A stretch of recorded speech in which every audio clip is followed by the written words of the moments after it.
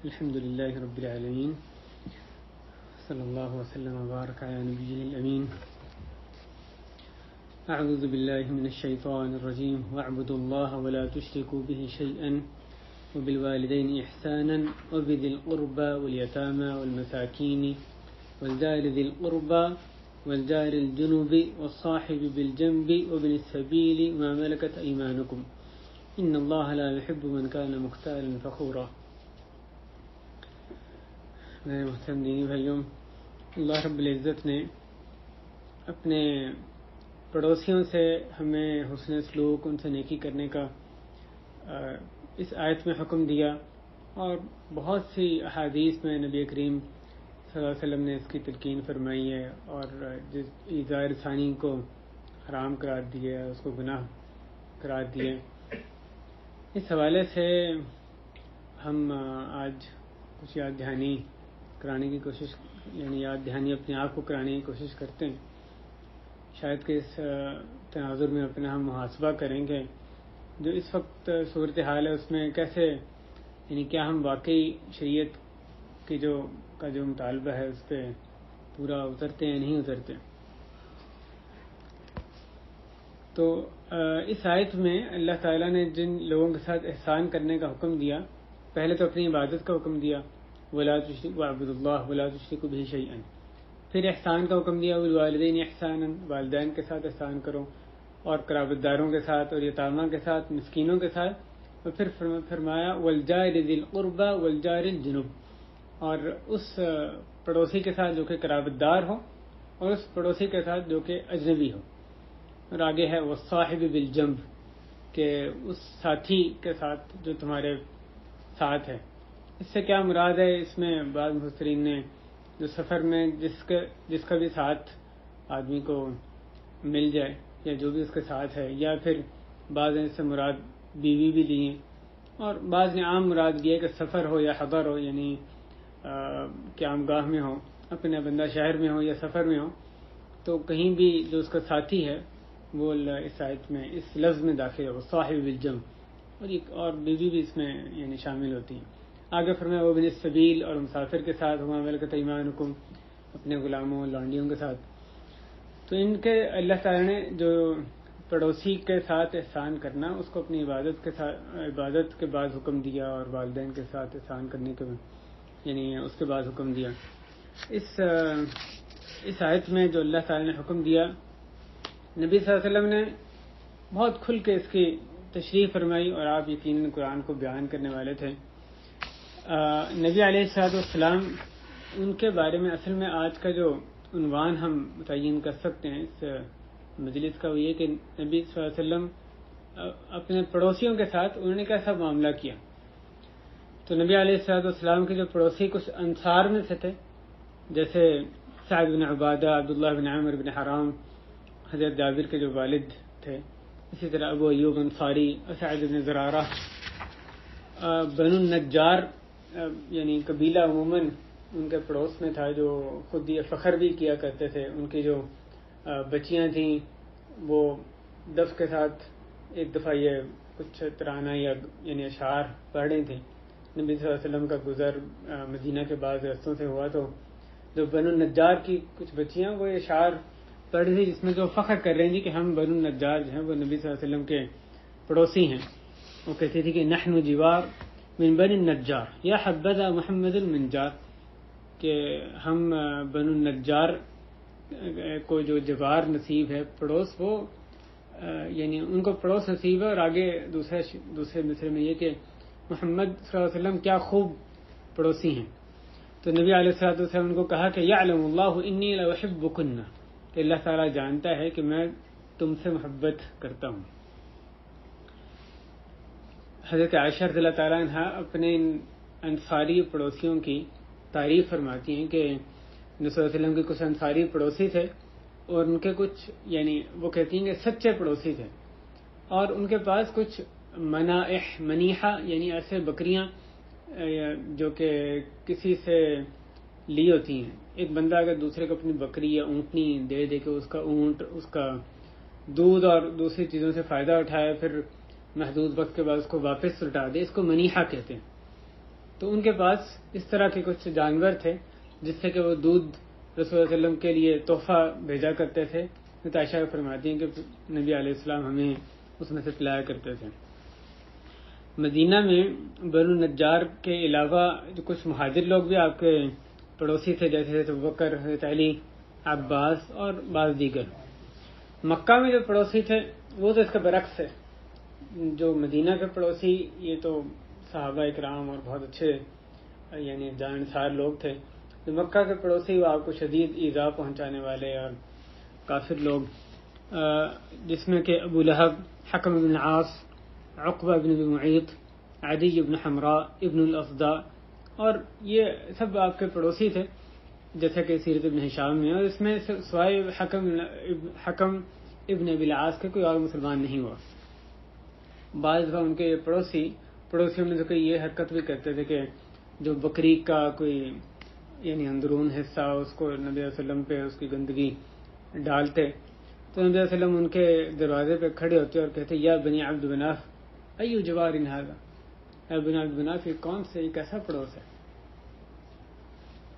نبی صلی اللہ علیہ وسلم نے جو پڑوسی کے احترام اس کو اتنی تاکید فرمائی کہ وہ کہتے ہیں کہ ان کو یہ شک تھا کہ یہ گمان ہوا کہ شاید کہ پڑوسی کو وارث بنا دیا جائے.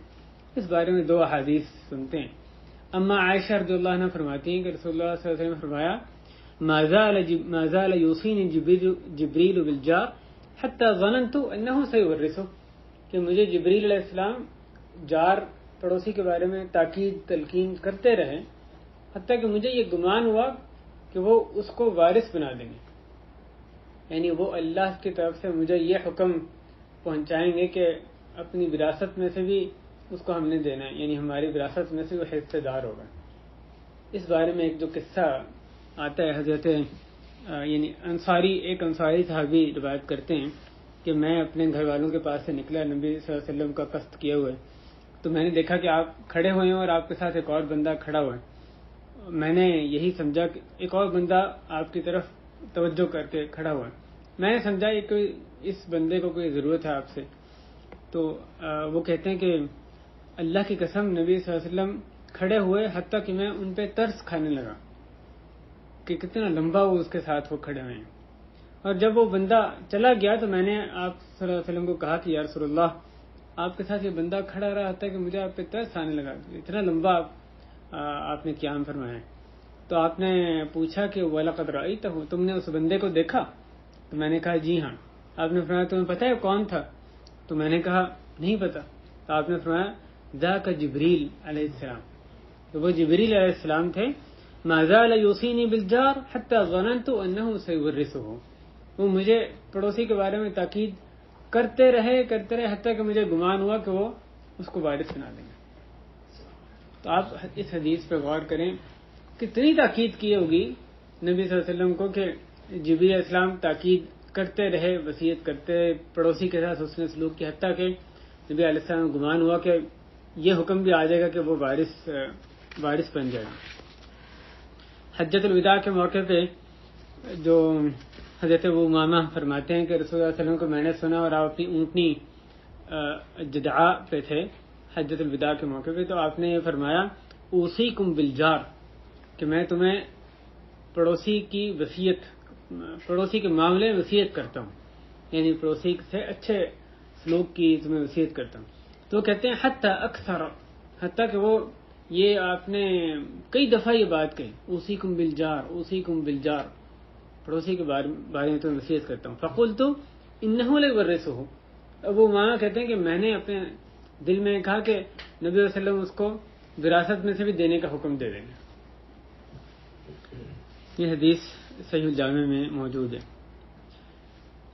کہ ایمان کی ایک نشانی بتایا گیا کہ ایمان کی ایک نشانی ہے کہ جو پڑوسی کا اکرام، اس کی تکریم کی جائے.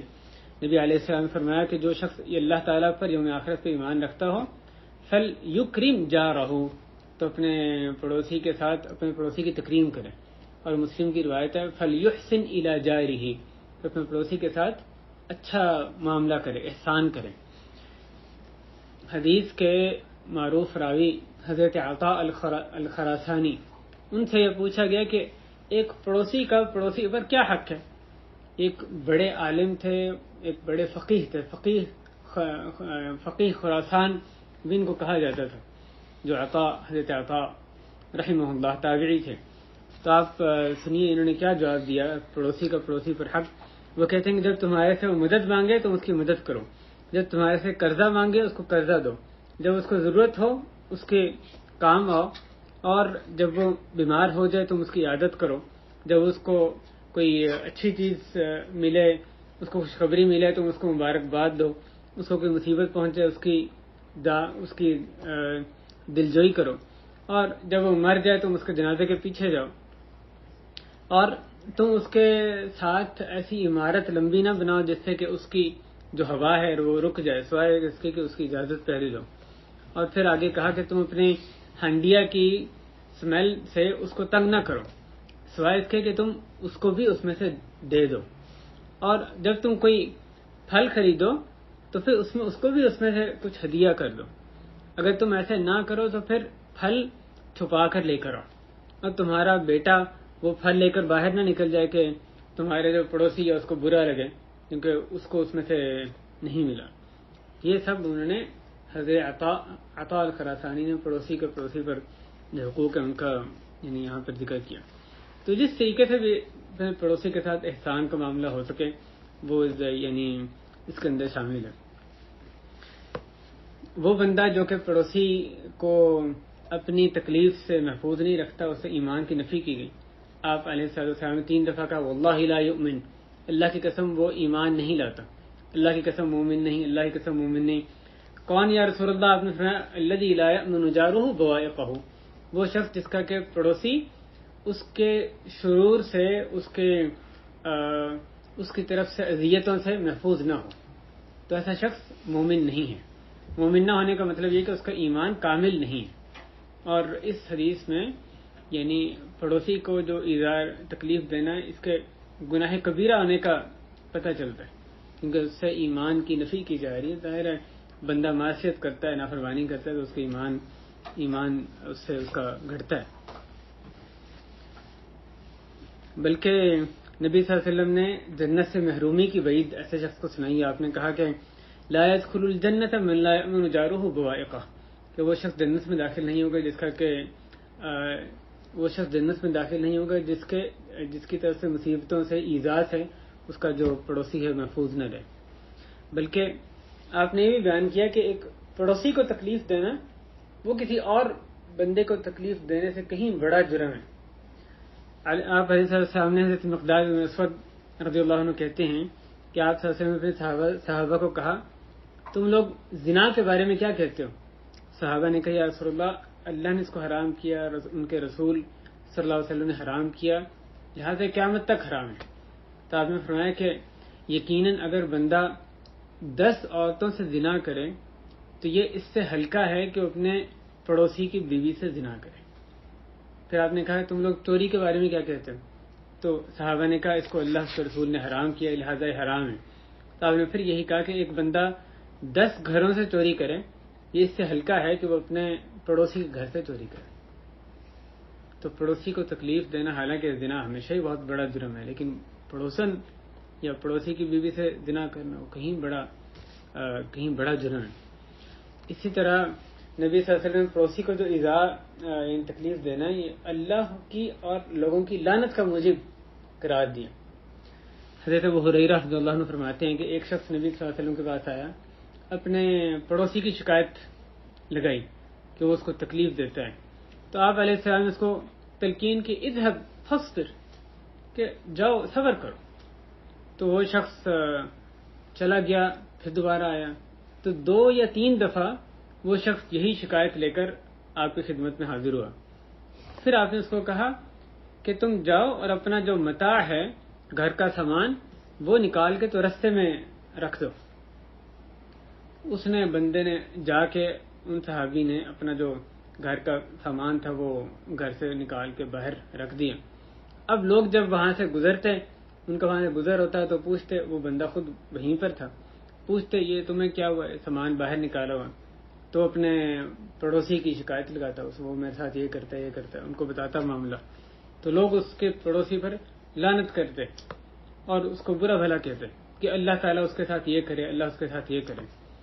تو اس کا پڑوسی اس کی طرح اس کے پاس آیا اور اس نے کہا کہ تم واپس پلٹ جاؤ، تم آئندہ کبھی میرے سے کوئی ایسی چیز نہیں دیکھو گے جس کو تم ناپسند کرتے ہو.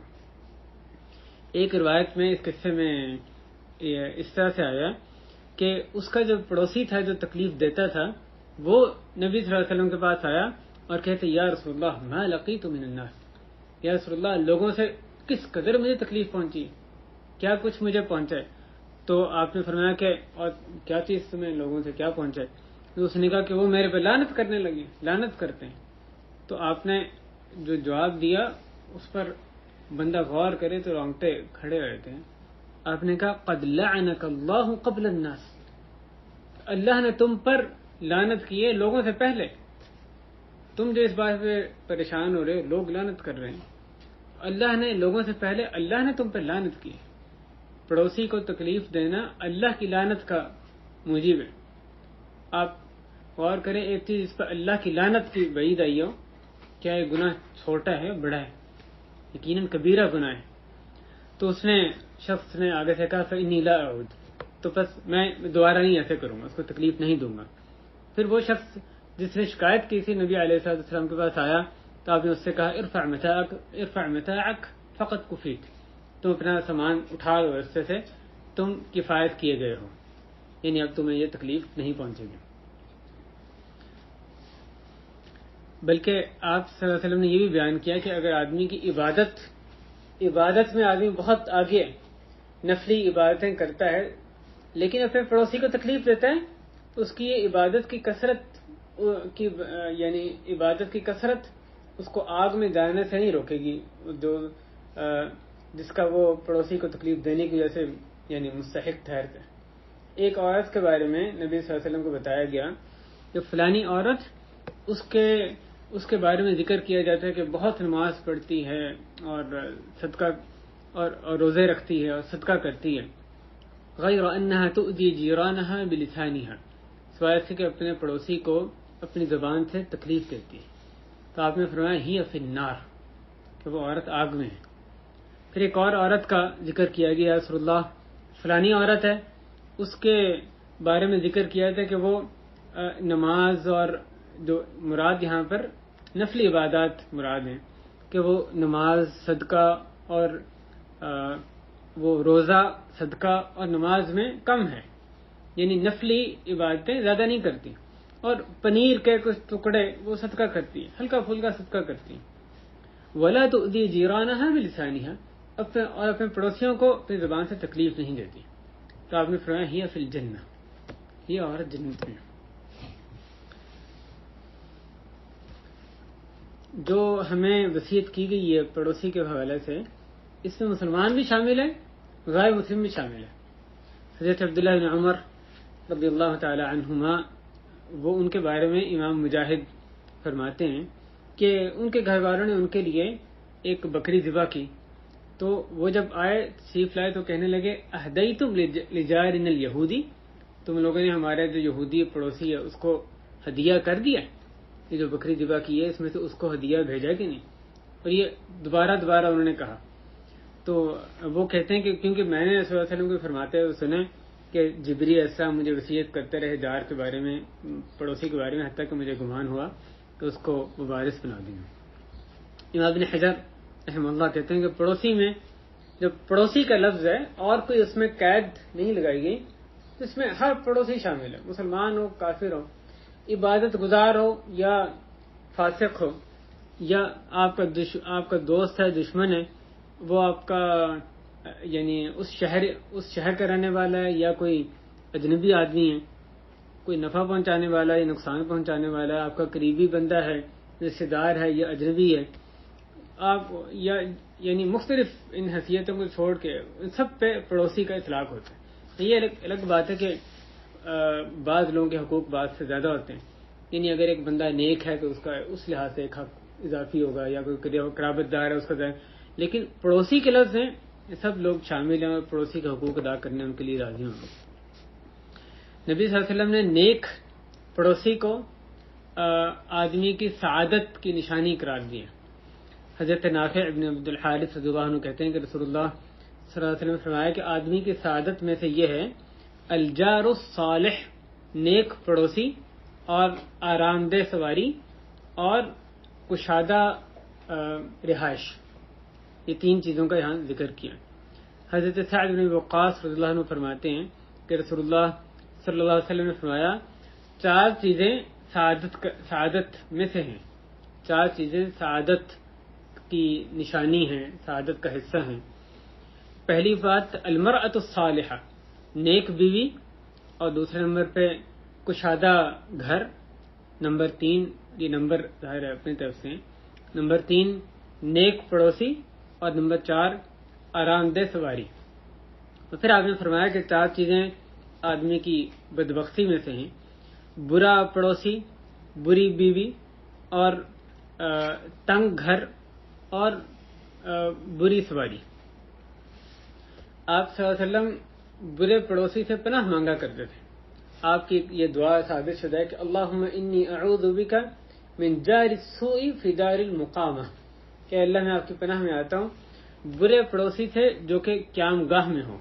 آگے آپ نے فرمایا فإن جار البادیۃ یتحول، کیونکہ جو بادیہ کہیں آدمی پڑاؤ ڈالتا ہے وہاں پہ جو اس کا پڑوسی ہے اس نے تو چلے جانا ہے۔ آپ سفر میں کہیں ٹھہرتے ہیں، خیمہ لگاتے ہیں یا ویسے پڑاؤ ڈالتے ہیں، تو وہاں جو پڑوسی ہے وہ اگر برا بھی ہے اس سے فرق نہیں پڑتا، کچھ وقت رہنا پھر آپ نے چلے آنے یا اس نے چلے جانے۔ لیکن جو آپ کی دائمی رہائش گاہ ہے وہاں پہ پڑوسی برا آدمی کو ملے، تو یہ اس سے خاص طور پہ نبی علیہ السلام نے پناہ مانگی۔ ہمیں یہ دعا کرنی چاہیے۔ آپ غور کریں کبھی ہم نے اپنی دعا میں یہ چیز شامل کی، اللہم انی اعوذ بک من جار السوء فی دار المقامہ، اے اللہ برے پڑوسی سے محفوظ رکھنا۔ آپ صلی اللہ علیہ وسلم صحابہ کو اس کا حکم بھی دیا کرتے تھے، تعوذوا باللہ من جار السوء فی دار المقام، کہ تم اللہ کی پناہ مانگو برے پڑوسی سے اپنی قیام گاہ میں۔ آگے وہی فرمایا کہ کیونکہ جو پڑاؤ ڈالنے پر جو پڑوسی ہے وہ تو تمہارے سے جلد ہی چلا جائے گا۔ نبی علیہ السلام نے وضاحت فرمائی کہ جو بہترین پڑوسیوں میں سے بہترین وہ ہے جو اپنے پڑوسی کے لیے بہترین ہے۔ آپ نے فرمایا خیر الاصحاب عند اللہ خیرہم لصاحبہ وخیر الجیران عند اللہ خیرہم لجارہ، کہ ساتھیوں میں سے بہترین وہ ہے جو اپنے ساتھی کے لیے بہترین ہے، پڑوسیوں میں سے بہترین وہ ہے جو اپنے پڑوسی کے لیے بہترین ہے۔ جو سب سے زیادہ اپنے پڑوسی سے اچھا سلوک کرتا ہے اتنے ہی اس حدیث میں الفاظ میں چھوڑ گیا، خیر الاصحاب یعنی ساتھیوں میں سے اللہ کے ہاں بہترین وہ ہے جو کہ اپنے ساتھی کے لیے بہترین ہے، پڑوسیوں میں سے اللہ کے ہاں بہترین وہ ہے جو کہ اپنے پڑوسی کے لیے بہترین ہے۔ اس کا کیا معنی ہے اپنے پڑوسی کے لیے بہترین، اپنے پڑوسی سب سے اچھا سلوک کرنے والا؟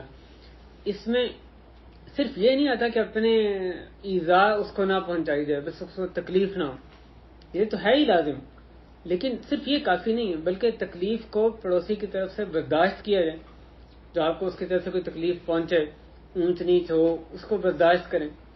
بلکہ اس سے بھی آگے یہ کہ یعنی آپ کی طرف سے اس کو خیر پہنچنی چاہیے، معروف، اچھائی، نیکی اس تک پہنچنی چاہیے۔ سلام میں ابتدا کرنا ہے، جیسے پہلے بھی بعض چیزوں کا ذکر کیا گیا، اس کو ہدیہ دینا ہے، اس کو مصیبت کے وقت اس کے کام آنا، اس کو تسلی دینا، بیمار ہو تو بیمار پرسی کرنا، جنازہ اس کے جنازے میں شامل ہونا، اگر وہ خوش ہوتا ہے کوئی خوشی کا موقع آیا اس کو اس پہ مبارکباد دینا، غمی ہے تب بھی اس کے ساتھ شریک ہونا، تو اس طرح اور اسی طرح اس کی نصیحت کرنا، یہ بھی ایک ایسا حق ہے جو کہ آج کل بہت بھلا دیا گیا۔ یعنی پڑوس میں ہونے کا ایک حق یہ ہے کہ باقی تو ایک تو مادی چیزیں ہیں، سب اس کا خیال رکھنا مادی طور پہ، لیکن ساتھ ساتھ جو معنوی چیز اس کو نصیحت کرنا۔ آپ دیکھ رہے ہیں آپ نماز کے لیے جا رہے ہیں، پڑوسی نماز کے لیے نہیں جا رہا، یا مثلا اس کی خواتین جو ہیں وہ شرعی پر جمع تساہل کر رہی ہیں، یا کوئی اور اس طرح کے کوئی شریعت کے خلاف کام دیکھ رہے ہیں تو اس کو نصیحت کرنا، اچھے طریقے سے سمجھانا، نیکی کا حکم دینا، برائی سے روکنا، یہ بھی یعنی پڑوسی کا حق ہے۔ نبی صلی اللہ علیہ وسلم نے ہمیں پڑوسی کے بارے میں ایک یہ اصول بتایا کہ جتنا اس کا قریب ہمارے سے دروازہ ہے اتنا ہی زیادہ پڑوسی کے حقوق کا وہ حقدار ہے. اما عائشہ رضی اللہ عنہا نے نبی صلی اللہ علیہ وسلم سے پوچھا کہ میرے 2 پڑوسی ہیں، ان میں سے کس کو میں ہدیہ دوں؟ تو آپ نے فرمایا الی اقربہما منکی بابا، تو اس کو جس کا کہ دروازہ تمہارے سے زیادہ قریب ہے. تو اگر دونوں 2 گھر ہیں، دونوں میرے گھر کے ساتھ لگے ہیں، تو زیادہ حق کس کا ہے؟ جس کا دروازہ میرے گھر کے زیادہ قریب ہے. وہ بندہ زیادہ امکان ہے کہ میرے آنے جانے کو یعنی زیادہ جانتا ہے، یا جو گھر میں آنے جانے والی چیز ہے اس پہ زیادہ وہ یعنی مطلع ہے. ہر لحاظ سے بہرحال جو جس کا دروازہ زیادہ قریب ہے وہ زیادہ میرے یعنی حسن سلوک کا زیادہ حقدار ہے. پڑوس میں ہونے کی حد کیا ہے؟ کس کو پڑوسی کہتے ہیں؟ اس میں علماء نے مختلف اقوال ہمیں ملتے ہیں علماء سے، خاص طور پہ جو قدیم دور کے جو یعنی فقہاء ہیں ان سے جو ہمیں ملتا ہے. مثلا بعض علماء نے بیان کیا 40 گھر ہر طرف سے پڑوس میں شامل ہیں. امام مالک رحمہ اللہ وہ فرماتے تھے کہ جس کا گھر بندے کے ساتھ کسی طرف سے جڑا ہوا ہے وہ اس کا پڑوسی ہے، یا اس کے سامنے ہے کہ کوئی درمیان میں ایک گلی ہے تو یعنی اس کے سامنے آمنا سامنا گھر ہے تب بھی اس کے پڑوس میں شامل ہے، یا یہ کہ جو ایک مسجد میں یا اس کے ساتھ کی کوئی مسجد میں نماز پڑھنے والا ہے وہ اس کا پڑوسی ہے. اسی طرح مختلف اقوال ہمیں ان دیگر علماء کے ملتے ہیں. اس میں جو بات علماء نے یعنی راجح یہ قرار دی کہ لگتا یہ ہے کہ یہ عرف پہ ڈپینڈ کرتا ہے. یعنی عرف عام میں جس کو پڑوسی کہا جاتا ہے وہ پڑوسی میں شامل ہے، اور ظاہر ہے جتنا قریب اس کا گھر ہے اسے زیادہ وہ حقدار ہے. ایک دور تھا، میں نے شیخ عبد الکریم الخدیر حفظہ اللہ ان سے بات سنی. وہ کہتے ہیں کہ جس دور میں گھر بڑے مختصر تھے، اب گھر صرف 1-2 کمرے کا ہوا کرتا تھا، تو آدمی ان گھروں کو کراس کرنے لگے تو 40 گھر کی جو بات قدیم فقہاء نے کی، بڑے آرام سے 40 گھر وہ یعنی پار کر لیتا تھا. تو ان سے ملنا جلنا اس کا کافی زیادہ ہوتا تھا کیونکہ گھر ویسے ہی بڑے چھوٹے تھے. اب جب گھر اتنے پھیل گئے ہیں تو اب جو 40 گھر محلے ہی ختم ہو جائے گا، کہاں جا کے 40 گھر ختم ہوں گے. تو کہتے ہیں کہ اب پڑوسی کی حد یہ اس وقت کے اعتبار سے انہوں نے ایک طرح سے آپ سمجھے کہ محلے کا ذکر کیا اپنے دور کے حساب سے. اب جب یہ حالات تبدیل ہو گئے تو اس میں عرف پہ ہی دیکھا جائے گا کہ اس کو پڑوسی کہا جائے. 40 کی تحدید جو ہے وہ اس میں کرنی یعنی مشکل ہے. لیکن جہاں پر گھر مختصر ہوں گے تو پھر وہ پڑوس کا جو حد ہے وہ ہو سکتا ہے ہو زیادہ بڑھ جائے. تو اس کا جو مرجع ہے، اس کا جو ریفرنس اصل میں عرف عام کو دیکھا جاتا ہے. نبی صلی اللہ علیہ وسلم نے تحفہ دینے کی بڑی ترغیب دی اپنے پڑوسیوں کو، چاہے وہ کوئی معمولی چیز ہی ہو. آپ نے فرمایا کہ اے مسلمانوں کی عورتوں، تم میں سے کوئی عورت کوئی پڑوسن ہرگز اپنی پڑوسن کے لیے حقیر نہ جانے کسی بھی چیز کو. ولو فرسن شاہ، چاہے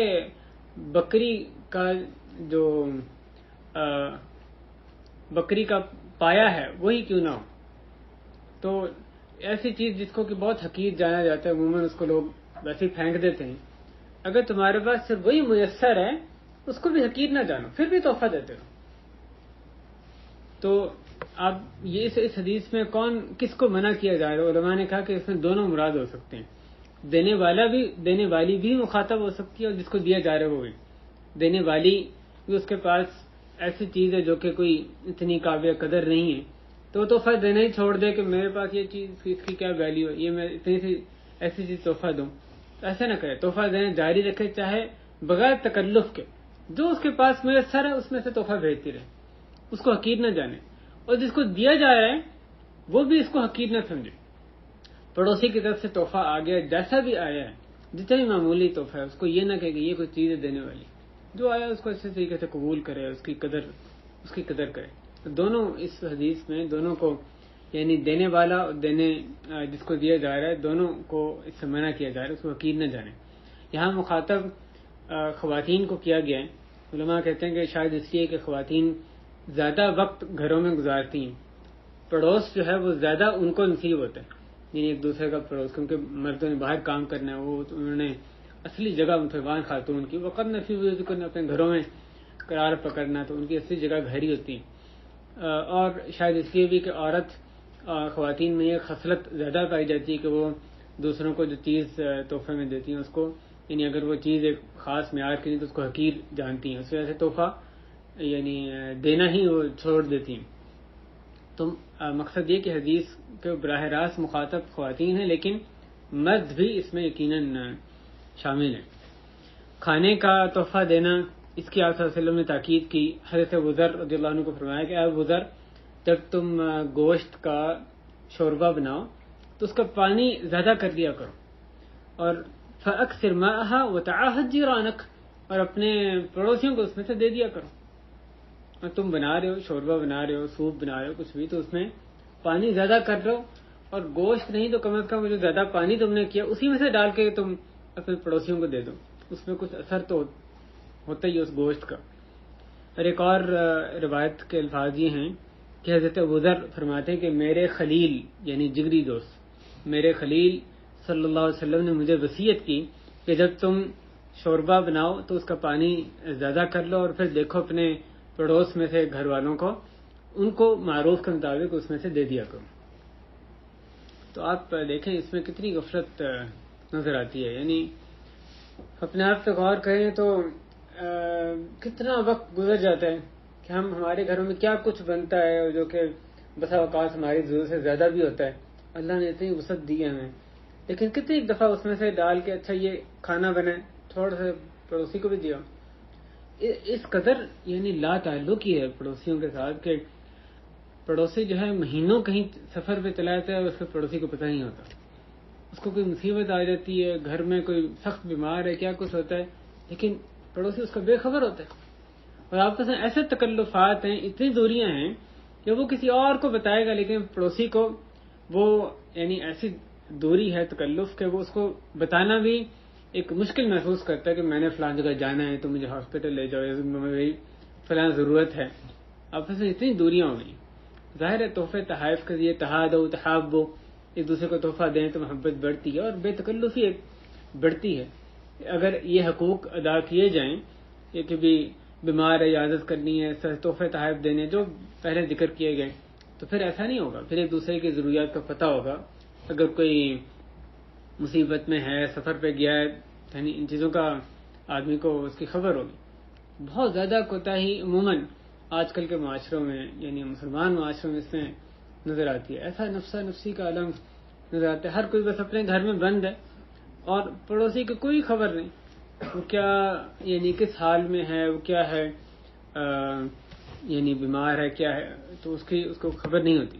یہ ظاہر ہے کہ ایک بہت یعنی غلط عادت سرایت کر گئی ہمارے اندر، بلکہ نبی صلی اللہ علیہ وسلم نے اس پہ وعید سنائی ہے کہ اگر ایک بندہ، اب اس کا پڑوسی بھوکا ہے، اس کا پیٹ بھرا ہوا ہے اور اس کو پتہ بھی ہے، تو آپ صلی اللہ علیہ وسلم نے فرمایا کہ ما آمن بی من بات شبعان وجارہ جائع الی جنبہ وہو یعلم بہ، کہ وہ شخص مجھ پر ایمان نہیں لے کر آیا جو کہ خود تو بھرے پیٹ سویا، بھرے پیٹ اس نے رات گزاری، جبکہ اس کا پڑوسی بھوکا تھا اور اس کو پتہ بھی تھا کہ بھوکا ہے، لیکن اس نے اس کو کچھ نہیں دیا۔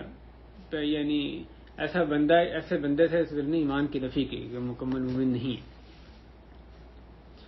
نبی علیہ الصلوۃ والسلام نے جو پڑوسیوں کو کھانے کا یعنی دینے کا کہا، کھانا سے تحفہ دینے کا، اس کے بارے میں ایک قصہ یہاں ایک اور دیکھتے ہیں۔ حضرت انس بن مالک رضی اللہ عنہ فرماتے ہیں کہ مجھے ام سلیم رضی اللہ عنہا نے کہا کہ تم اللہ کے نبی صلی اللہ علیہ وسلم کے پاس جاؤ، ان کو کہو کہ اگر آپ مناسب سمجھیں کہ ہمارے پاس کھانا کھا لیں تو تشریف لے آئیں۔ تو کہتے ہیں کہ میں ان کے پاس گیا، میں نے ان کو پیغام پہنچایا، تو آپ صلی اللہ علیہ وسلم نے کہا اور جو میرے ساتھ ہیں وہ، تو میں نے کہا جی ہاں۔ انس کہتے ہیں میں نے ان کو خود ہی کہہ دیا جی ہاں۔ تو آپ نے اپنے ساتھ ساتھیوں کو بھی کہا کہ چلو اٹھو۔ تو میں نے حضرت انس کہتے ہیں کہ میں آیا، میں ام سلیم کے پاس گیا اور میں بہت ہی پریشان تھا کہ رسول اللہ علیہ وسلم نے جو رسول کریم کے ساتھ جو لوگ آ رہے ہیں ان کے وجہ سے بڑا پریشان تھا۔ تو ام سلیم نے کہا ما صنعت یا انیس، تم نے کیا کیا؟ یعنی ہمارے پاس اس طرح کھانے کے لیے آئے نہیں جتنے نبی صلی اللہ علیہ وسلم کے ساتھی جو اس وقت ساتھ تھے ان کو بھی ساتھ تھے وہ لے کر آ رہے ہیں. رسول اللہ علیہ وسلم جب تشریف لائے انہوں نے ام سلیم سے کہا هل عندك سمن، تمہارے پاس سمن یعنی گھی یا کوئی ایسی چیز کو کہتے ہیں اس کو، یہ تمہارے پاس ہے؟ تو انہوں نے کہا جی ہاں، تو میرے پاس فلاں جو برتن یا چیز ہے اس میں یہ پڑا ہوا تھا. آپ نے کہا وہ لے کر آؤ. تو اس کو رسول اللہ علیہ وسلم نے کھولا اور اس میں کہا بسم اللہ اللہم اعظم فیہا البرکہ، بسم اللہ اللہ اس میں برکت، اس میں بہت برکت ڈال دے. تو اس کے بعد آپ نے کہا کہ اس کو تم الٹا کرو، اس کو تم یعنی اسے پکاؤ. تو انہوں نے اللہ کے نبی صلی اللہ علیہ وسلم نے یعنی اللہ کا نام لے کے اس میں سے نکالا. تو وہ کہتے ہیں انس فرماتے ہیں کہ میں نے اس میں سے یعنی ایک ہنڈیا کے برابر نکالا اور اس میں سے حتیٰ کہ 80 سے زیادہ لوگوں نے اس میں سے تناول کیا اور پھر بھی اس میں باقی بچ گیا.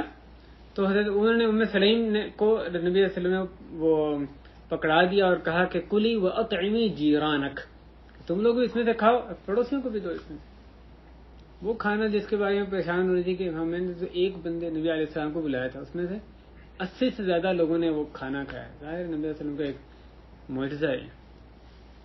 اس یہ حدیث مسند احمد میں شیخ شعیب ادناؤ نے اس کو صحیح قرار دیا. نبی علیہ السلام سے پڑوسیوں کی دعوت قبول کیا کرتے تھے اور ساتھ اپنی اہلیہ محترمہ کو بھی ساتھ لے جایا کرتے تھے. ایک دفعہ انس ابن مالک رضی اللہ عنہ فرماتے ہیں کہ رسول اللہ صلی اللہ علیہ وسلم کا ایک فارسی جو پڑوسی تھا وہ آیا جو کہ شوربہ بڑا اچھا تیار کیا کرتا تھا. تو اس نے رسول اللہ علیہ وسلم کے لیے تیار کیا، وہ آیا، آپ کو دعوت دی. آپ نے فرمایا وہذہ، اور یہ حضرت عائشہ آپ کے ساتھ تھی، ہو سکتا ہے یہ یعنی حجاب سے پہلے کا واقعہ. آپ نے فرمایا وہذہ، اس نے کہا لا، آپ نے فرمایا لا، نہیں آپ نے کہا یہ، تو اس نے کہا نہیں یہ نہیں، میں یعنی صرف آپ کو دعوت دے رہا ہوں. آپ نے کہا نہیں میری طرف سے معذرت ہے. وہ پھر دعوت دینے آیا تو پھر آپ نے یہی کہا وہذہ، اس نے کہا لا، آپ نے بھی کہا لا. پھر جب آیا پھر آپ نے پوچھا وہذہ، تو اس نے کہا نعم، کہ ہاں جی ان کو بھی ساتھ لیں. تو پھر وہ دونوں اٹھے، نبی صلی اللہ علیہ وسلم اور اما عائشہ رضی اللہ عنہ اٹھے اور ایک دوسرے کے پیچھے چلتے ہوئے پڑوسی کے گھر پہنچ گئے. یہ قصہ آپ دیکھیں یعنی اپنی بیوی کے ساتھ جو آپ کا معاملہ تھا وہ بھی اس سے واضح ہوتا ہے. پھر پڑوسی کی دعوت ہے اس کو قبول کرنا. علماء نے لکھا کہ پڑوسی جو تھا وہ تو آپ کی تقریم ہی کرنا چاہ رہا تھا، اس نے کیوں شروع میں انکار کیا کہ اما عائشہ کو لے کر ساتھ نہیں آنا؟ غالباً اس لیے کہ اس کے پاس جو سامان ضیافت تھا بڑا کم تھا. تو وہ یہ نہیں چاہ رہا تھا کہ بھی 2 بندے آ جائیں گے پورا نہیں ہوگا، وہ چاہ رہا تھا کہ نبی علیہ السلام اکیلے آ جائیں تو آپ کے لیے وہ کافی یعنی آپ کے لیے وہ کفایت کر دیں. لیکن جب آپ نے اصرار کیا تو پھر وہ اس نے ہاں کی اور دونوں اس کے گھر پہنچ گئے. پڑوسیوں کی جو گواہی بندے کے بارے میں اس کو نبی صلی اللہ علیہ وسلم نے بندے کے لیے معیار قرار دیا کہ کیا وہ واقعی حسن سلوک کرنے والا ہے یا بدسلوکی کرنے والا ہے. حضرت عبداللہ بن مسعود رضی اللہ عنہ فرماتے ہیں کہ ایک شخص نے نبی صلی اللہ علیہ وسلم سے کہا کہ کس طرح سے مجھے پتہ چلے کہ میں نے احسان کیا یا برا معاملہ کیا، یعنی میں نے احسان کا معاملہ اچھا معاملہ کیا یا برا معاملہ کیا، کیسے اس کا معیار کیا ہوگا؟ تو آپ صلی اللہ علیہ وسلم نے کہا کہ اگر تم اپنے پڑوسیوں کو یہ سنو کہتے ہوئے کہ قد احسنت، کہ تم نے یقیناً اچھا کیا، فقد احسنت، تو تم نے واقعی پھر اچھا کیا. اگر تم ان کو یہ کہتے ہوئے سنو کہ تم نے تو برا کیا تو پھر تم نے واقعی برا کیا.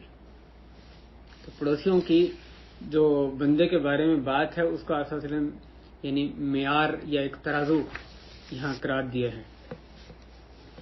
حضرت ابو ہریرہ رضی اللہ عنہ فرماتے ہیں کہ رسول اللہ صلی اللہ علیہ وسلم نے فرمایا اس حدیث میں جو پڑوسی کو جس چیز کی ضرورت ہو اس ضرورت کو اس سے روکنا، اس کے بارے میں حدیث آ رہی ہیں.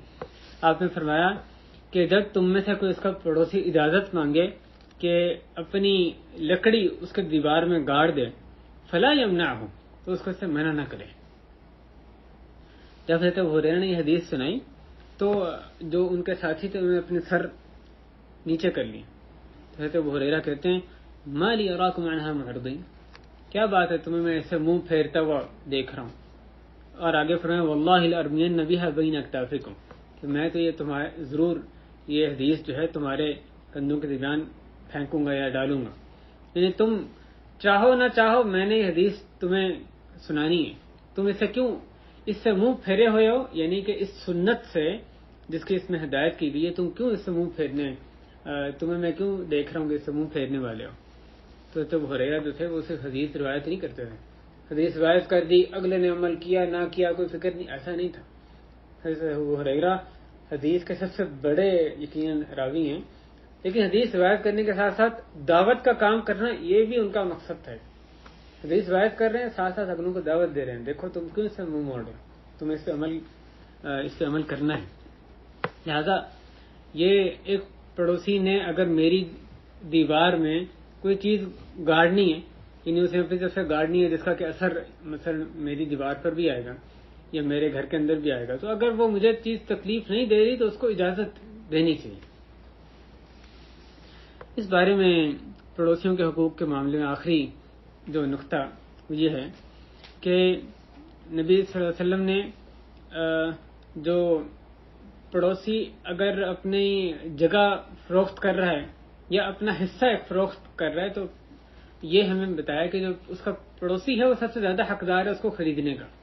آپ نے فرمایا الجار احق بثقبہ، کہ جو پڑوسی ہے وہ سب سے زیادہ حقدار ہے اپنے پڑوس کا، یعنی کیونکہ اس کا ساتھ جڑا ہوا ہے.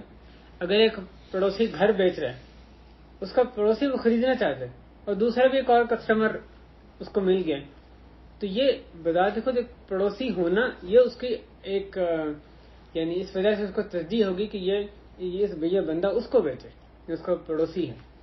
اسی طرح یہ گھر بیچنے کے علاوہ بھی اور معاملات ہو سکتے ہیں. علماء نے اس میں شراکت داری کو بھی یعنی شامل کیا ہے کہ اگر ایک آدمی اپنا حصہ بیچنا چاہ رہا ہے، دو شراکت دار ہیں، ان میں سے ایک شراکت دار اپنا جو حصہ فروخت کرنا چاہ رہا ہے، اب اس کا جو دوسرا شریک ہے، پارٹنر ہے، وہ کہتا ہے کہ میں تمہارا حصہ خرید لوں گا، تو اس کا مثلا انویسٹمنٹ کا حصہ ہے، تو وہ زیادہ حقدار ہے خریدنے کا بجائے اس کے کہ یہ کسی اور تھرڈ پارٹی کسی باہر کے بندے کو بیچے. تو اس بارے میں جو قصہ بخاری مسلم میں آتا ہے، حضرت ابو رافع رضی اللہ تعالیٰ عنہ، حضرت سعد رضی اللہ عنہ، وہ انہوں نے ان سے ان کے گھر کا بھاؤ کیا، اپنے گھر کا کوئی حصہ ایک بیچنا چاہ رہے تھے، تو حضرت سعد نے ان کو 400 مثقال اس کی آفر کی کہ میں تو اتنے میں ہی خریدوں گا. تو انہوں نے کہا اگر آپ میرے پڑوسی نہ ہوتے تو میں پھر کبھی آپ کو نہ بیچتا. انہوں نے کہا کہ میں آپ کو قسطوں میں پیسے دوں گا اور 400 کا خریدوں گا. انہوں نے حضرت ابو رافع نے کہا کہ مجھے باہر سے دوسرے بندے سے 500 کی آفر ہوئی ہے اور نقدی، آپ مجھے 400 کی ادھار یعنی قسطوں پہ کہہ رہے ہیں، لیکن آپ مجھے کیونکہ میرے پڑوسی ہیں، اور نبی صلی اللہ علیہ وسلم نے یہ فرمایا الجار احق بثقبہ یا بثقبہ، صاد و سین دونوں سے روایت کیا گئے. تو اس لیے کیونکہ پڑوسی کے حق نبی علیہ السلام نے بیان کیے، اس لیے دنیاوی نقصان کے باوجود میں آپ کو دے رہا ہوں. اللہ اکبر. آپ دیکھیں صحابہ کرام کے ہاں حدیث کی تعظیم کیا تھی، یعنی پیسے ان کے ہاں نقصان بھی چیز تھے. اگر حدیث پہ عمل کرتے ہوئے کچھ پیسوں کا نقصان بھی ہو رہا ہے، کہتے ہیں ان کو بتا رہے ہیں 500 کی آفر ہو رہی ہے، مجھے 500 سیدھا مجھے مل سکتے ہیں نقدی، آپ میرے پڑوسی ہیں. نبی علیہ السلام نے پڑوسی کا یہ حق بیان کہ میں اس لیے آپ کو سب بیچ رہا ہوں. یہ جو ہے یہ یعنی پڑوسی کا ایک حق بیان کیا گیا.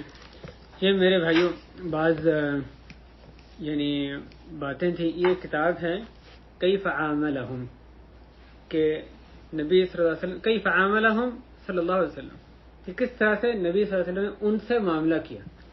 اس کتاب میں، یہ کتاب پوری انگلش میں بھی جو شیخ محمد صالح المنجد حفظہ اللہ ان کا جو ادارہ ہے زاد کے نام سے، اس پہ یہاں پہ زاد لکھا ہوا ہے، اس کے لوگو بھی ہیں، تو زاد نہیں، اس کا انگلش میں بھی ٹرانسلیشن کی ہے اور اس کو ان کی جو ویب سائٹ ہے اس میں بھی یعنی یہ موجود ہے.